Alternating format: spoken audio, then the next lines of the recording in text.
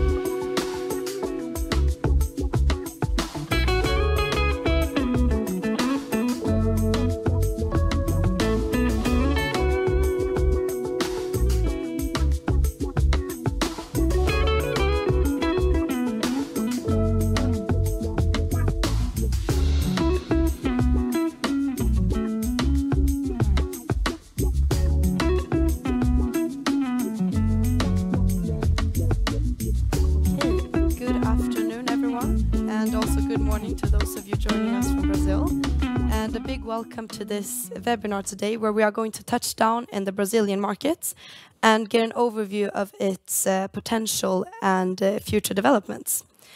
So now, why Brazil, you might wonder? Well, with the trade agreements currently in the making, the market has grown drastically in terms of importance and relevance, especially for Swedish firms.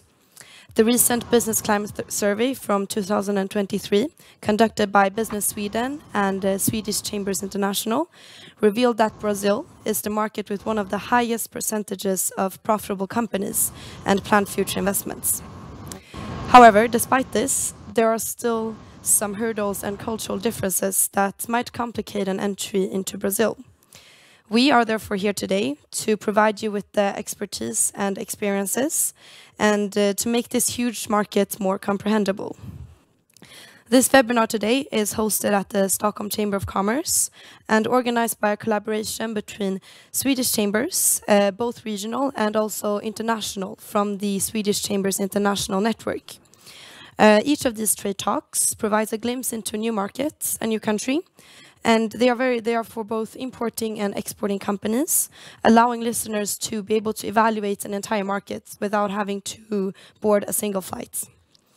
Next up, we have Trade Talks Germany, which is going to be hosted at the Norrbotten Chamber of Commerce on the 7th of December 2023. But for now, back to Brazil. My name is Louise, and I come from the Stockholm Chamber of Commerce, and I will host you throughout this webinar, consisting of 4 expert presentations, each of them with a different angle. We're going to start with the macro perspective, with a brief SWOT analysis of the Brazilian market, and then we're moving into some historical developments and some future predictions. And lastly, we're going to narrow down on some practicalities, as well as getting to hear about a Swedish player who successfully started, developed, and thrived in the Brazilian market. The session is also going to round off with a panel discussion where we're going to take up some pre-sent questions, and where also you viewers are going to be able to ask some questions in the live chats. So if you get any questions, write them in the live chats, and we're going to try and take up those questions if we have any time for that. So without further ado, I would like to welcome up on stage Andreas Rentner, who has worked for Business Sweden in Sao Paulo for more than 6 years and helped many Swedish companies reach their full potential in Brazil. The floor is yours, Andreas. You can start by introducing yourself, and then we'll try to get your slides up on the screen. That's great. So let's just start with the sound check as well. All good, Louise? Yes, I can hear you. Yes. Excellent. So thank you. Thank you for the introduction. Thank you for inviting me to these trade talks about Brazil today. This together with my fellow Suecolleros here that you also will be introduced to soon, the other keynote speakers. It's a great topic to talk about. I've been living, as Luis mentioned, in Brazil since 2017. I'm the trade commissioner for Brazil, and that means that I run the Swedish Trade and Invest Council, and we are 9 people operating within the full range of different business development and consultancy services. Business Sweden is a semi-governmental organization that has the objective to grow Sweden abroad, but also to attract Brazilian investors to Sweden. So this is as importantly, of course, to build Swedish capacity in Sweden. But I think enough said about that, and let's move on. And I must admit here, Louise, that I don't see the picture. So please go to the slide with, now they're coming up, thank you, with Brazilian saying. So we go to the topic of today, and that's Brazil, not Business Sweden. So you can change, and maybe there's a delay here. But I wanted to start off a little bit on trying to capture what is Brazil, and doing that with a few Brazilian sayings, and listed 5 of them here, and I think they capture quite well what Brazil is all about. The first one, Brazil is not for beginners. It shows the complexity that comes with this huge market, and you need to be prepared. Secondly, Brazil is the country of the future, but the future never arrives. And this is often said by the Brazilians themselves. They do see that the potential also, like we do, but it's hard sometimes to really capture and operational, put the action into operational. And also you have, of course, here macro situations that geopolitical and also domestic changes that impact this. We will come back to that later. Then the third one, he who doesn't have a dog hunts with a cat. This shows the flexibility and the creativity of the Brazilians to find a solution when there is an obstacle. And finally, soft water, hard rocks, water on hard rocks. It needs time, it needs perseverance to overcome the Brazilian market. But once you're there, if you have a long-term view on it, you can and will most likely be successful. And this is something that we also have seen in the business climate survey that was recently done, that the majority of the Swedish companies that are here and have been operating here for a longer period are profitable, and more profitable than most other countries. So with that said, Brazil got it. Brazil blows it sometimes, but we really believe, I'm sure my fellow keynote speakers here, that Brazil really got it, and now we think the timing is right to act on Brazil. So next page, and I was given the task here today in this webinar to talk about the Brazil from a more macro perspective, and then we will go into some of the specifics with my fellow keynote speakers. Will cover that, but I will not really bore you with hard facts. These you can easily find yourself. What I wanted to show with this one is just put the relation to the size of the country and the region with Europe, and as you can see, it is a massive market. And with that comes, of course, complexity. Just think of all the markets in Europe and the complexity we have there. You could actually add that into Brazil. And if we move to the next slide, also a bit detailed slide, but just to show also the diversity of the country when it comes to where you have the growth, the economic power, which is mainly in the southern parts of the country. So and also the population is more spread along the country, but the economical powerhouse you find down in the south, southeast, and center west. That though, if we move to the next slide to bridge this one, is where are the opportunities and what are the characteristics of the Brazilian market when it comes to the industry. And there we see that it's actually the whole country is involved in developing the powerhouse as it is, not only in the region, but also many times on a global level, with a super strong mining industry, agriculture that is top one in, for example, export of beef, soya beans, and coffee, to mention a few. Then you have the whole forestry sector with pulp and paper, and what comes out of that today is, of course, the whole bioeconomy, but also the biodiversity and the importance of that, not only for Brazil, but also for the whole global ecosystem. Further down to the left-hand side, you also have the hydrogen plant, and this is also something I will come back to, the green profile of Brazil, and that the opportunity that the country has in terms of taking a global leading position in the green transition and really becoming the 100% green country in the world. On the right-hand side, you see the oil and gas industry, also very relevant for Brazil, and also with a lot of exports. You have the automotive and also the more tech industry in Brazil, with in this case represented by the aircraft industry, and then. In the far right picture in the middle, you have São Paulo as the economical hub for not only Brazil, but for the whole region, where you find the majority of all global head offices for the region being located. And this is also where you find the Swedish, majority of the Swedish companies and head offices located.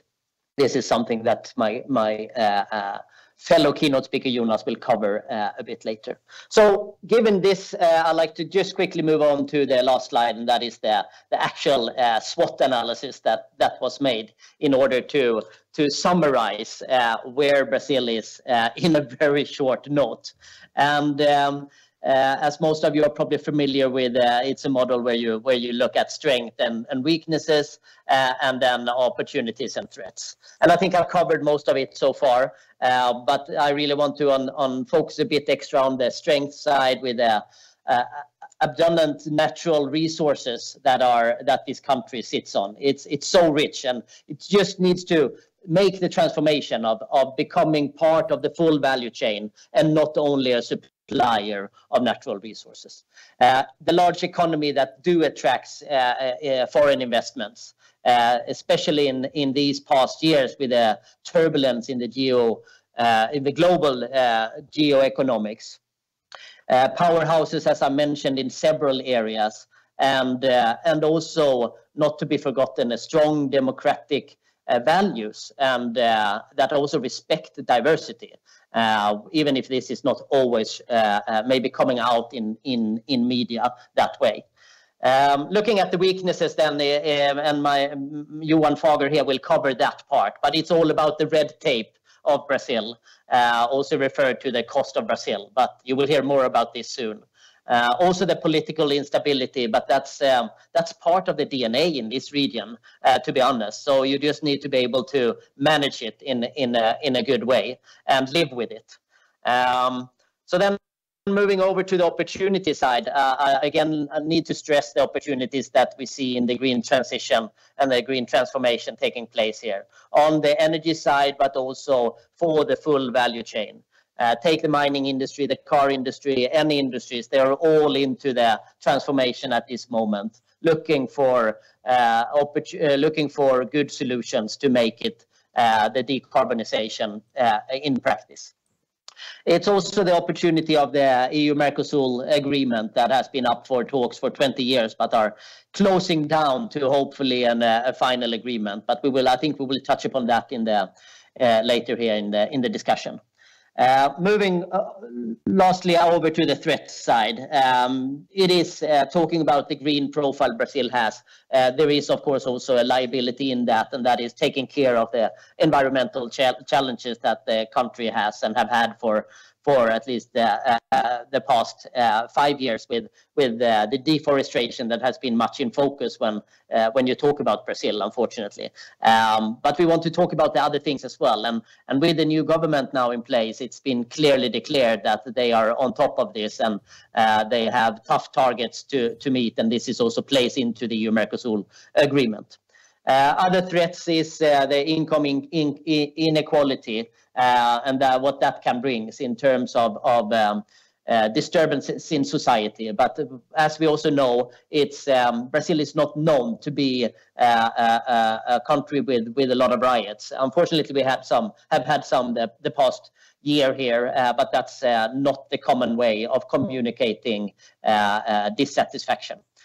Finally, occasional crisis, economic turbulence. This is where we actually see that the turbulence, the global turbulence today is playing probably Brazil in their hands, because Brazil has always been able to take a more neutral stand in a global context. So with that said, I hope you got a very, very quick overview of Brazil and the challenges and opportunities, threats and weaknesses.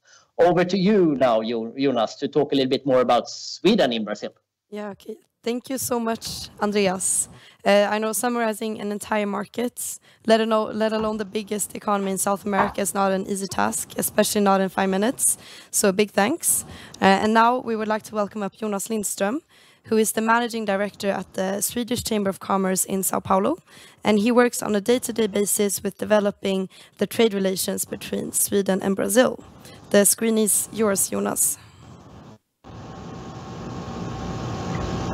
Thank you, Louise. Thank you, Stockholm Chamber of Commerce and all Swedish regional chambers, and congrats to the initiative with the trade talks.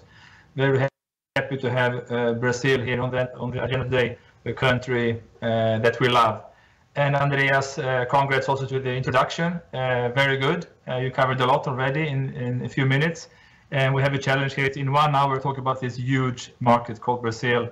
And I think it's important also to talk about Team Sweden, who we are, who can assist companies coming to Brazil. Brazilians find it confusing, and even Swedes sometimes ask, what does the embassy do? What do the consulates do?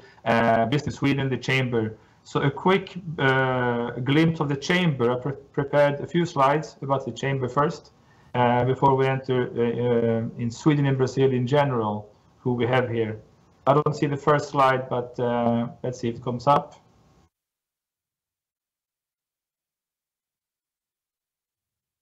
No? Yeah, you can continue. The slide should pop up at any moment. Okay, no problem.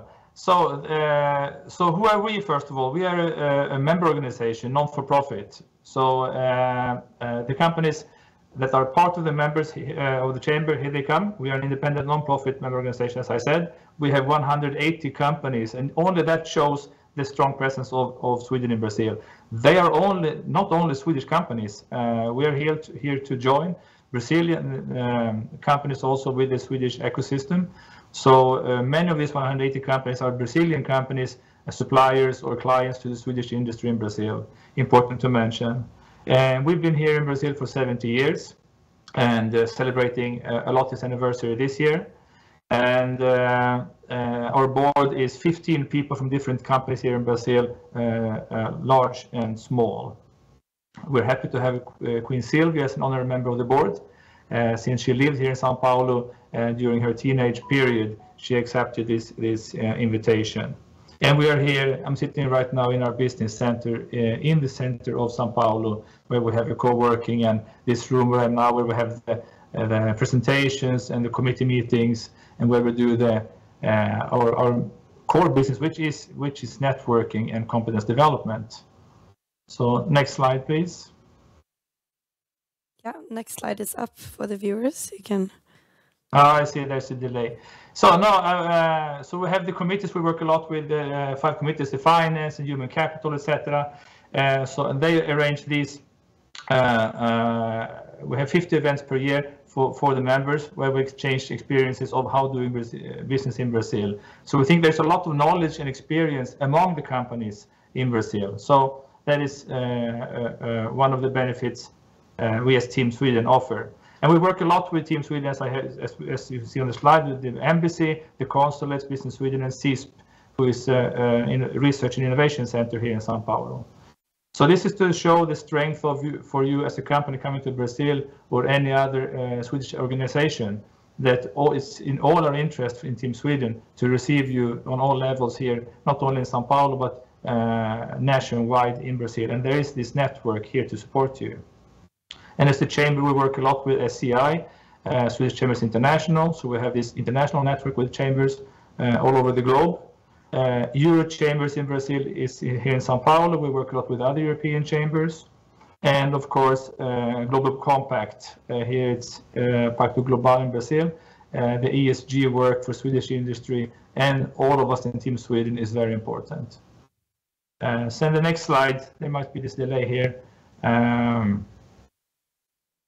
I think we had the committees, which we can go on.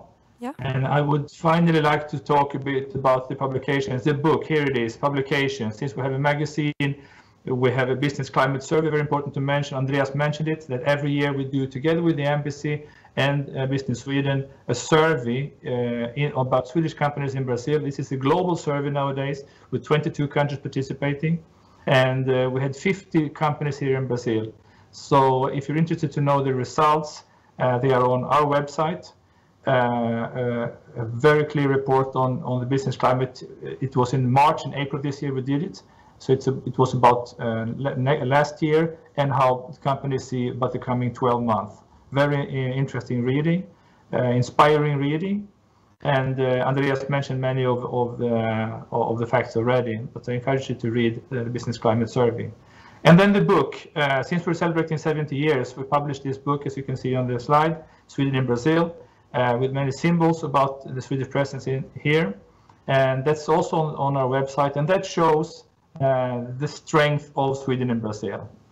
We have 40 companies in the book, everything from the first ones coming in, ABB, Ericsson and AGA, SKF, more than 100 years ago, to the new ones. Olle Widén will soon talk about Finanzera, which is one example of a company that has arrived recently. So it's really a fantastic story. When you talk about Brazil, you tend to talk about the challenges, right?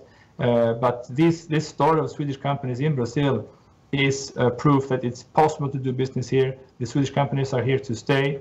It's been a roller coaster, often up and down, but the companies who come, they are here with long-term commitments. And as I said, there are many success stories. So this is what we're here to talk about and to inspire other companies and to learn from each other. Better to learn from others' mistakes than making them yourself. So that is what we're here to do. And I think I also added here on social media that you can follow all of us on social media, of course, nowadays. After the pandemic, we have gone more digital than before. So any questions or more information can be found on our social media channels and the YouTube site, of course. So this is just an introduction. We will soon get into the panel debate, and there's so much to say about Brazil. And thank you again for being here. And I'm passing on to the next speaker, I think, who is Johan Fager, right, Louise? Yeah, exactly. Thank you so much, Jonas. And now let's dig into some very important practicalities, because Brazil is a market very different from the Swedish one. And to help us with this, we have Johan Fager from Casamax, who has lived and worked in Brazil for over 24 years and participated in the establishment of more than 30 subsidiaries. Welcome up, Johan. Well, thank you, Louise, and thank you very much for inviting me. It's a pleasure to be here today with all of you. First of all, then I'm Johan. I've been here in Brazil for many years now. Been working as leaders for leading positions in several Swedish companies. Worked as a consultant. I worked for the Swedish Chamber of Commerce many years back. But I think 15 years ago, I founded Casamax, which is kind of based on all the experience I have from all of these years in doing business and operationalizing business and getting the results. So that's basically what Casamax is all about. It's helping companies to do business in Brazil in an easy way. And that means that we take care of all the back office stuff, the administration. We do finance, HR things. We take care of import, logistics. We take care of sales support things. So we do everything that is not core business. or the boring things, as some people call it. And that's basically what we do. But I'd like to share with you today 3 things. There are many things to share, but 3 things I picked up over the years that I see that I think are important for Swedish companies wanting to do business in Brazil. Things that are obvious, but that people and companies do wrong, right? And I see it over and over. Even if they are obvious, I see these things happening. So I'll have only 3 slides and I go through them, and with that context, so to say. So the first one is what Andreas also mentioned, is what we call the custo Brasil, or the Brazil cost, which is kind of an aggregation of several things. It's not only the costs that are high, it's only the administration, the bureaucracy, and everything all around that makes Brazil a complicated country to operate in. So if you see here on the slide, I put up some very simplistic graphs. So the first one is ease of doing business. This is a ranking done by the international ranking on how easy it is to do business. And so Sweden is doing pretty good. Brazil is worst in class, right? One of the worst countries in the world. So it's difficult to start a company. It's difficult to get the licenses. It's hard to take care of the taxes. It's hard. It's kind of complicated to do everything that you need to do to run your business, right? So it's important to remember this. It's also important to remember, which is part of the cost of Brazil, the central bank interest rate. Today, people complain in Sweden about the interest rate, that they are so high and people are, having difficulty in paying their mortgages and so forth. In Brazil today we're in 13.25%, and that interest rate has gone down. We hope it's going to go down a little bit further, but it's a whole different level, right? So the cost of financing for companies in Brazil is hard, right? It's hard to be competitive. The cost of capital is very high. On the other side, it's a big competitive advantage if you know how to play the game, right? And a third thing that you might have heard before is how much time you spend on taxes. The tax system is maybe the most complex in the world, right? So Brazil is very complicated. It's very easy to do the wrong things, and this is just a number of, to illustrate this, the time that a normal sized company, I'm not sure what kind of a company it was, but it's a mid-sized company, that they compare many different countries and see how much time you spend on taxes. And in Sweden, you spend roughly 122 hours per year on taxes. In Brazil, you spend 1,500 hours for the same kind of company. So it's more than 10 times as much time, which means that, hey, if you have a part-time person in Sweden working on taxes, maybe you need 4 or 5 persons in Brazil for a similar company. So it illustrates the cost, but it also illustrates the complexity of the tax system. And apart from that, there's some other things with registrations. There's some central bank things that you have to think about, permits, HR regulations. There's a lot of complications. This is the cost Brazil. I don't want to state that there is a problem with all of this. There is also an opportunity in all of this, because if you do the right thing, and not everybody do the right thing, you do get a competitive advantage out of all of this. You can actually, if you manage the system in the right way, you can be very, very competitive, and that's important to remember.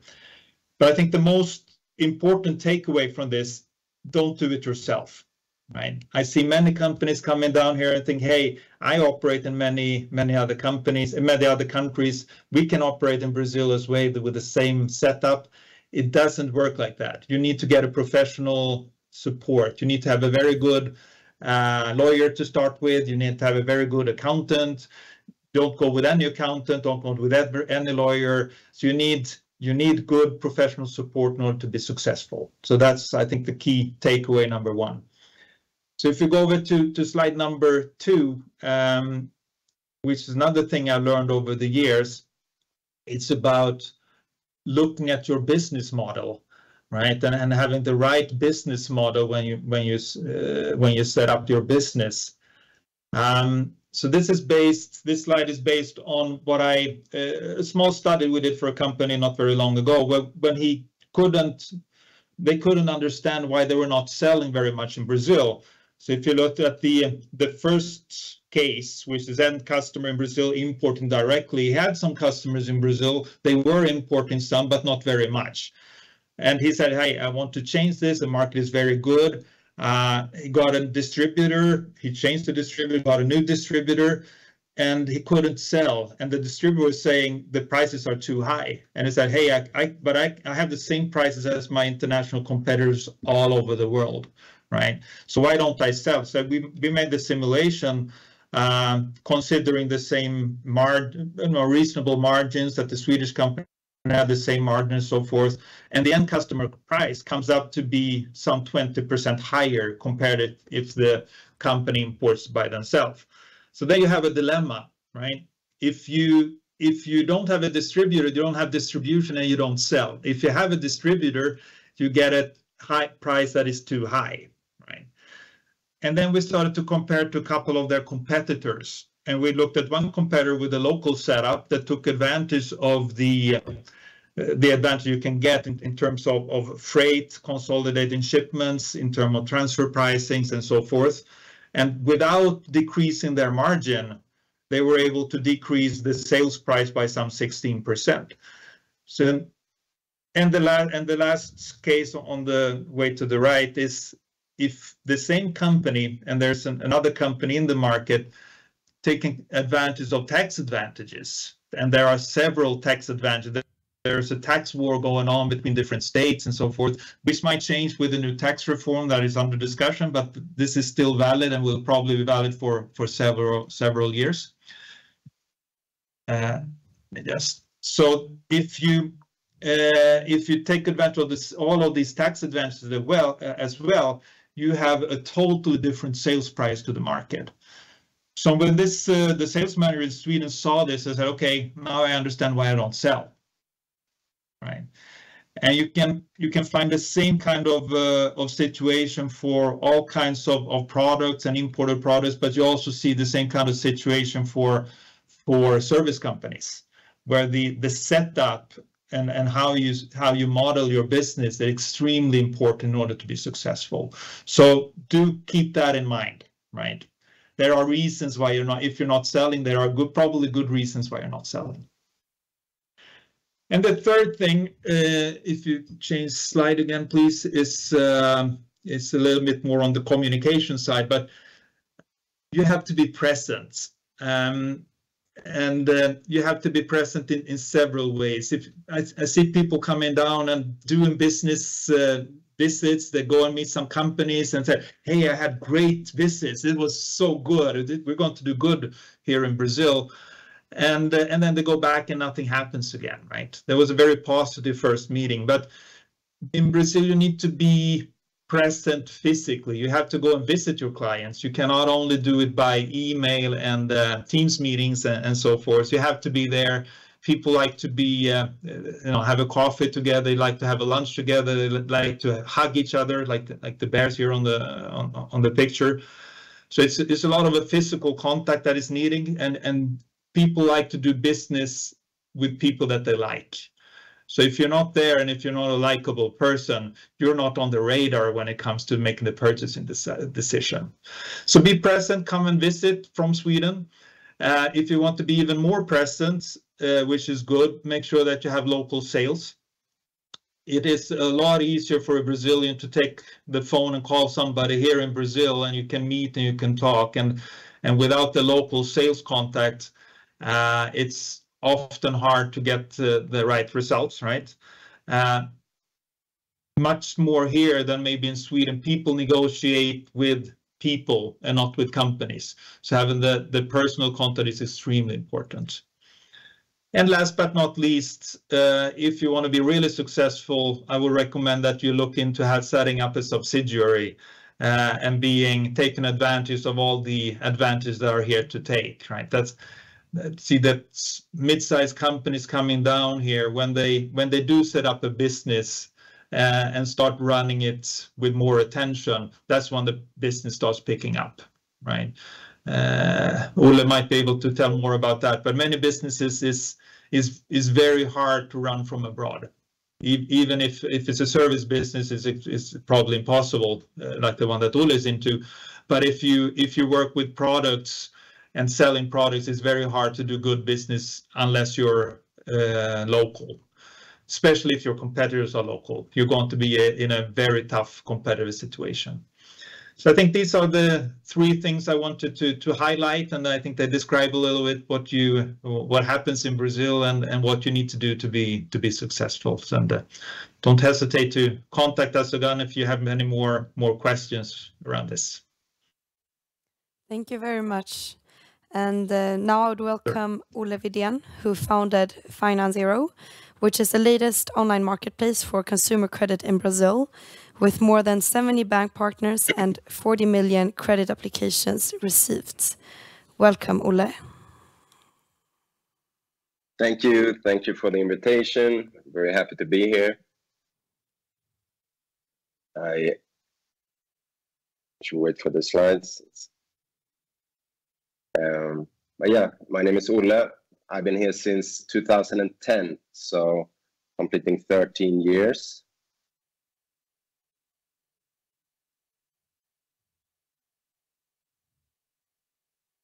I think we have the delay there. Can you hear me? Yes, we can hear you.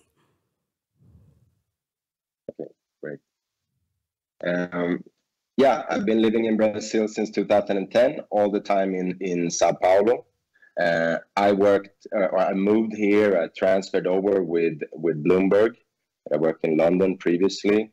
So it helped a lot with the so-called personal red tape and all the complications of moving to Brazil.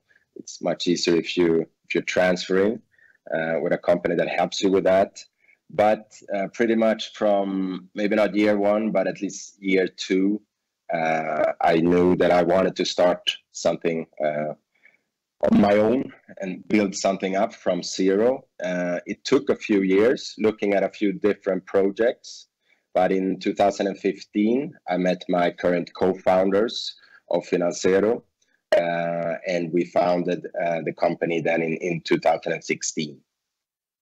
During 2015, we did a lot of market research. I already had a pretty good network from Bloomberg and from living a few years in Brazil. We were looking, then the business model of FinanceZero is similar to Money Supermarket in the UK or Lendo in Sweden, that a lot of people from Sweden probably are familiar with. We saw the level of the digital level with the banks were at the time, 2015, 2016, quite behind Sweden. So we saw that opportunity of having a marketplace, and the idea is to, the banks would only pay for customers they send an offer to, and they actually give credit to, and from the client point of view, it's completely free of charge. That's the business model, but it depended a lot on having a digital product, of course. And at the time, then in 2016, it was a lot sending Excel sheets, etc. So our job was to help the banks and the other fintechs and financieras, that they call them, mid-sized banks, become more digital and work with so-called API integrations, like real-time solutions. And as you mentioned, today we managed to reach that market position, a leading market, being the number one in the Brazilian market. You can change the slide, please. Yeah, slide is changed.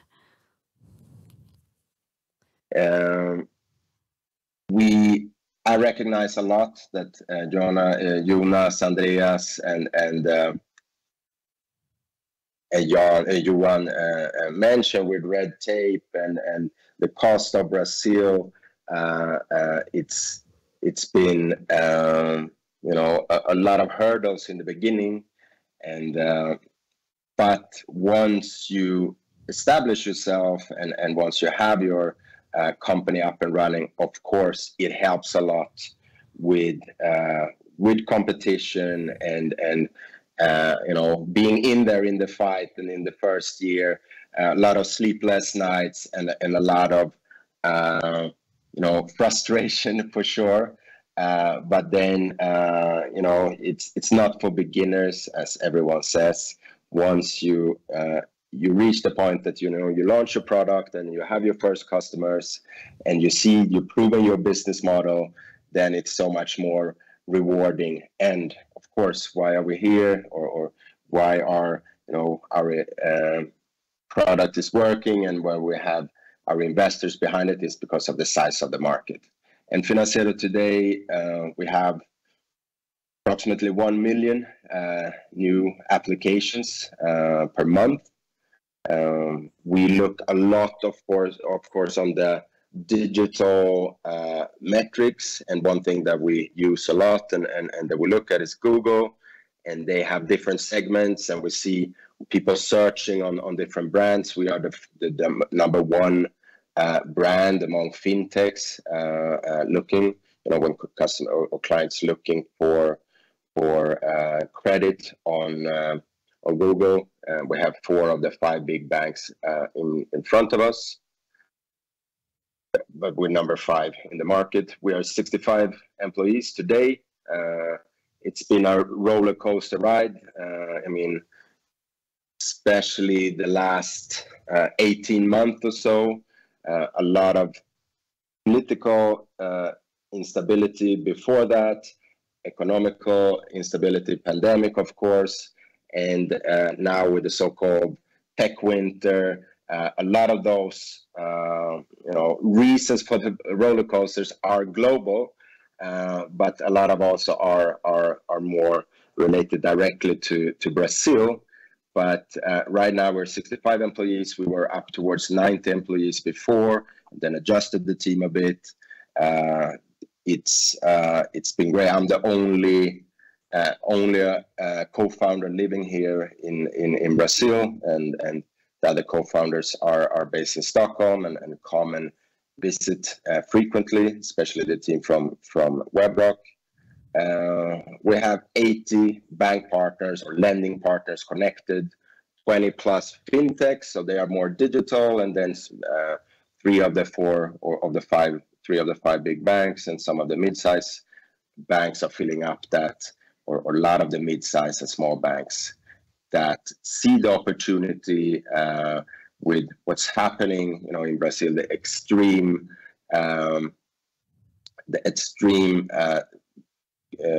digital development and evolution that happened since we started the company, and we can help a lot of the very offline banks become, have a presence online. And I talked a bit about the business model that we have, but it's really like trying to empower Brazilians and have a place where they can compare interest rates. We have a market with, as mentioned, central bank interest rates of 13.25. There are high interest rates. There's a lot of gain in finding the right credit provider. We're trying to help with that and trying to help as many products as possible as well. Right now we have 7-8 different credit products on the platform. But that's a bit of my background and how Financiero is these close to 8 years since we founded the company. Yeah, thank you so much, Ole. And now I think that we have the background and information to start moving into some questions and hopefully get a little panel discussion the last 20 minutes. So first of all, I'd like to ask, as you mentioned, Johan, in Brazil, it's a lot about being present. You have to meet the people physically. And I would just like to ask the 4 experts about any cultural differences and business norms between Sweden and Brazil. Is there any common mistake that Swedish companies tend to make? And can you maybe agree on 2 to 3 main differences that Swedish companies must consider and adhere to when they first go to Brazil?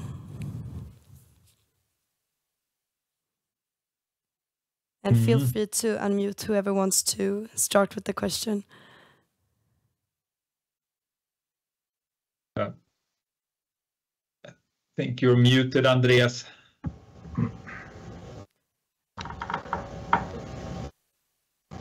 How about you, Ole? Do you have like... Maybe when Andreas gets his sound back. But I think one of the things I mentioned in my short speech about the importance of being present and the importance of being local and having this close contact with the people. Brazilians are very, they're Latin people, they like to talk, they like to interact, they like to be close to each other. And sometimes, even now in this digital world, we forget that, you know, it's very important to be there close to everybody. So I think that's one big thing. And another thing that is important is the hierarchy. And we are, as Swedes, we're not very used to hierarchy and how to operate it. We talk to somebody, we agree with somebody, and we think that's often enough. In Brazil, you agree with somebody, you talk to somebody, but you kind of have to play the whole ladder up and down, from the guy on the floor, on the factory floor, to the project manager, to the to the managing director of the company, so to get the decisions through, right? And being more hierarchical, the decisions might take some more time than you normally see in Sweden. That's it. And you never get a no, right, Johan, as well, if you do business. That's right. It's never no, it's always yes, until you need to sign the contract or something like that, and then wasn't actually 100% yes. But yes. I think what Johan said, it's interesting as well, the hierarchy and so on. For me, building a startup and really trying to promote the Scandinavian or the Swedish way of having a very flat organization, there's also a lot of opportunity in that, because I agree 100% with you on that there is that hierarchy and people are used to it. But if you build a business and kind of have it as flat as possible, it could be something simple like just having a beer with everyone after work and be just available in a different way that maybe Brazilian executives might not be, but also in the decision making and we are 65 employees and we have a leadership group every Monday morning with 22 people. Everyone that is having someone under them as some kind of team leader or manager or director position are in that discussion. Some decisions you have to keep outside, but I think that's an opportunity as well with this, with the way a lot of companies are set up in Brazil. Would you say that this... That's very much my experience too. Sorry, just adding, Louise, that Brazilians really appreciate the Swedish model in many senses, and also in the flat organizations. And we notice here that it's very common that people change when they leave a Swedish company. They're going to another Swedish company. So if you're inside the Swedish ecosystem, it's really hard going back to a different business culture. And the Brazilians really appreciate the way we work in Sweden. And maybe we should talk about Brand Sweden a little bit too. I forgot to mention that in my introduction, that Brand Sweden is very much evaluated here in Brazil. If you say that you come from Sweden, the Brazilians really open the doors and they want to know more. So the Swedish values, the Swedish culture is a door opener here for sure, not only in terms of business culture. And now that we're talking about definitely Brand Sweden already, we got a question about sustainability. And there's been a lot of talk about sustainability being a big factor of collaboration between Sweden and Brazil, that there's a lot of common interests there. What are your views on that? Is it something that you've seen already in Brazil? Do you think it could be a good potential future collaboration? I can make a sound check here. You hear me now? Yeah, we hear you. Yes. Good. Well, as I did the sound check, I'll take the lead on this one then to start with. It's a big question. It's a broad area, as we all know. It's a definition. What is sustainability? But what we can see, and what I don't think is conveyed always back in media to at least European media and probably global media, is that there is a big shift and a bigger responsibility. From Brazilian side, we have to remember still that there are other challenges that Brazil is also facing, and they are coming out fairly well in the overall sustainability with the green matrix that they have and so on. So they are already checking off a lot of areas in terms of being the resourcefulness country with a green profile. But that still said, if you look at the larger corporates, of course, Brazilian is on to the whole decarbonization strategies, the whole green transition. So if you go to the big mining companies, the big automotive companies, they are making the shift now. And they are, of course, looking for partnership like we all do all over the world. And that's where Sweden can really contribute with innovative solutions and best practices as well. So it's... big question, but it's a move, and it's also, of course, a big political discussions around this. Then you can bridge that over to the whole EU-Mercosur discussion and what is expected from Brazil from targets. And this is also a little bit on why the maybe discussions have stopped up a bit now, that Brazil is not seeing that Europe in this case and some member states in Europe are maybe not respecting what Brazil is doing in this field of area. It's a lot of focus on important things, but maybe not always looking at the full picture. A long answer, but it's a complex question. And that also goes for the client's point of view. Had very good results in the business climate survey this year, where we asked those 50 companies we were talking about if their clients consider environmental aspects of their products and services. And this 3 years ago, only some 20% said it's very, very important for our customers. And that has gone up to 40-45% this year and last year. So the market is already pointing to higher demand of green products and services. And that's very good news for Swedish presence in Brazil, since we are pretty much far ahead of many others. Is there anything you and Olle want to add on this question, or should we move on? We can move on. Not really. As touched about in the introduction, there is a trade agreement in the making right now. And obviously we do not know the outcome of it, but I was just wondering if you think the trade agreement, like what would you think the trade agreement would imply for Swedish companies operating in Brazil right now, if and when this trade agreement is signed? Wow.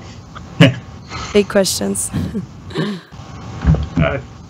Maybe a wow sums it up. I mean,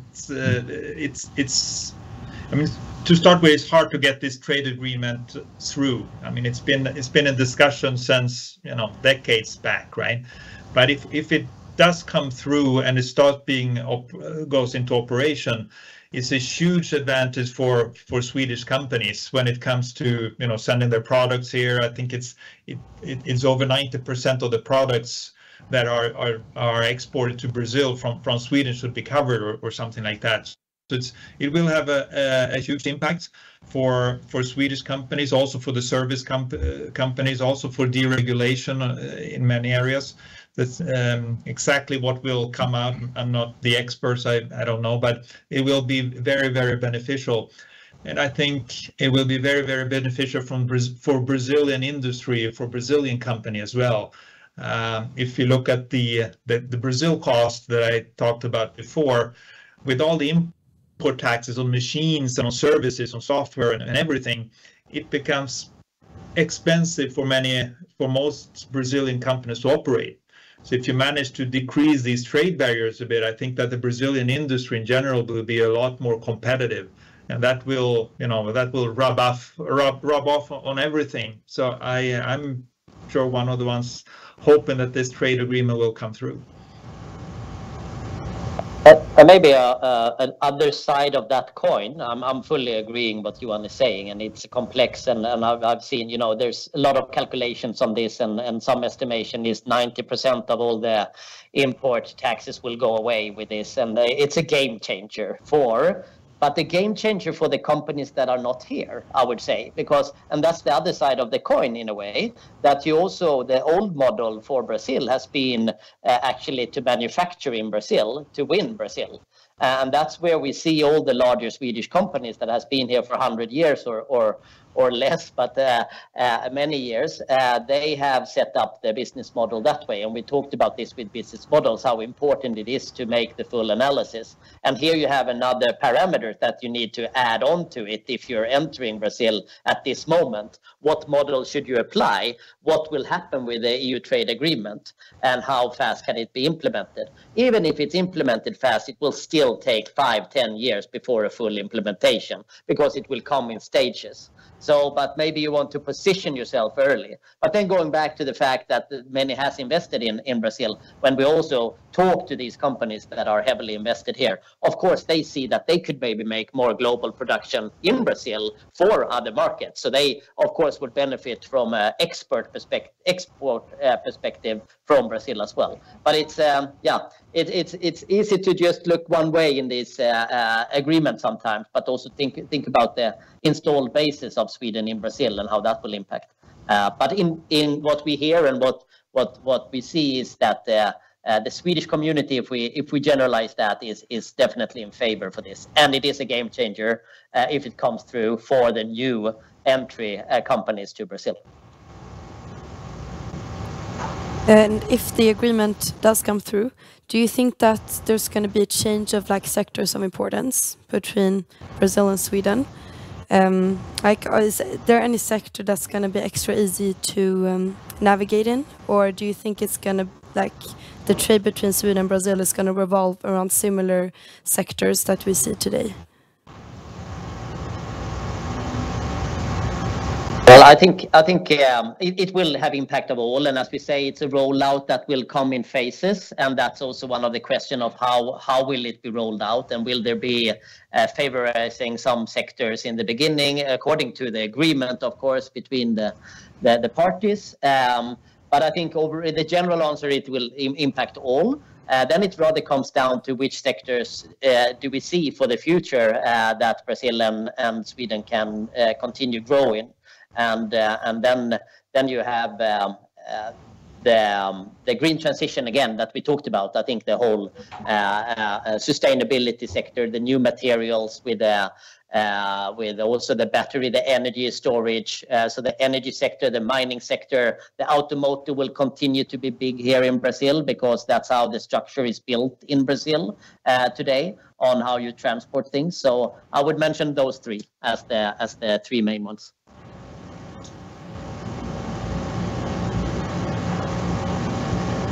Yeah, I can add energy sector. Totally also agreeing with Andreas. And again, about energy, the energy sector. Brazil is a role model in terms of renewable energy, right? When you read about Brazil, again, in European media, you only read about the challenges and the problems. But there's Brazil is doing a fantastic work in terms of energy, and here we see a lot of possibilities for not only Sweden but for European investments in the coming years, independently of the trade agreement. Actually, this is an area where we will see a lot of things happening in the coming years. That's great. And lastly, I think we have time for one more question. We got a question about language barriers. When you start operating in Brazil as a Swedish company, either as a startup, Olle, or an existing company, is it necessary to have Brazilian staff in your company for ease of doing business? Or is it the norm that most people are fluent in English and that business transactions still happen in English? No, from our point of view, it's mostly Portuguese, for sure. Mostly, I mean, we have a lot of partners, but on the bank side, most meetings and everything from day one been in Portuguese. Then we have the fintech side that some people come, international fintechs come to establish themselves in Brazil. There's more common to have English, but within my team, as I say, I'm the only gringo here. We have 7-8 people with English, and the rest is just in Portuguese. I guess that's a pretty good reflection. But we are in the consumer credit market. It's definitely it's no international finance and so on. It's very important to have a Brazilian team or Portuguese speaking team. Yeah. Does anyone want to add to that question? I think that's pretty general what Olle said. And if in a new economy like fintech, if it's important with Portuguese, imagine the old, more traditional industries. I think that's even more important to be able to talk and do business in Portuguese.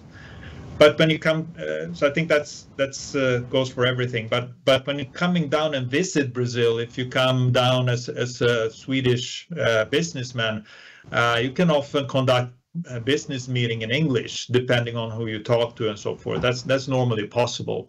The level might not be 100%, but normally you can get around pretty well in most places. When you go down to the shop floor, it might be more difficult though. Understandable. So lastly, I guess to sum up this interesting hour, one could say that Brazil is a very important market, both right now and also in the future for Swedish companies. There's a lot of opportunities, but then on the other side, there's also some hurdles to overcome, the language barrier being one of them. So it could be important to take up some Portuguese classes. And with those words, I will just give a last big thanks to our 4 experts who managed to get up this early in the morning to give us this insightful hour about Brazil and the future of Sweden and Brazilian trades. Thank you so much. And thanks to all listeners. Thank you. Thank you, Louise. Bye-bye. Thank you very much. Thank you all. Thank you. Welcome to Brazil, everybody. Yes. Bem-vindos.